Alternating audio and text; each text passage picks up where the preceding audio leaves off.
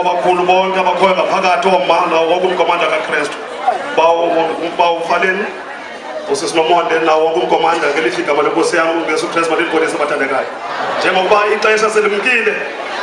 kodwa nje lo uthethayo uLuvuyo kaNtlondi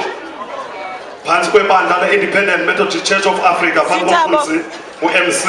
Sibengile apha eNew Cross Road. Bamongameli mandingene ndithi change emazweni kodwa Zenzo chapter 1 umqolo we-24 wena mazi kwazo zonke inhliziyo yalatha okwaba ixesha belikhona bendizawunambaza bamongameli ngomcimbi wenhliziyo beka ebuye umva sibheke kwiGenesis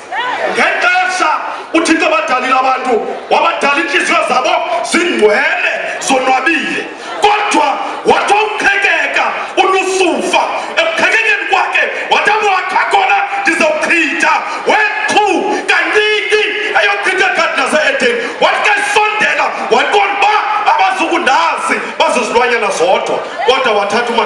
wakhe ofutshane naye. Yeyi kenza konakalisa umntu ekonakalisa inhliziyo ukhetha lo mntu ukufitshane nawe aqonda uba uza kumva awubava abanye abantu kabantehleko kwethu awufika usatana ekhathesa edeni wathi idlani wanikela inyoka laqala ulukhwe yaqala itiyo phakathi kwenhliziyo yomntu kwaqala ububi banjalo kabantehleko kwethu kanti zawuhlala phansi wahambi wakudala wakhaleka enhliziyweni xa ebuya eRamoti eyolwa nayo waqala wathi jika izandla zami undibeka phandle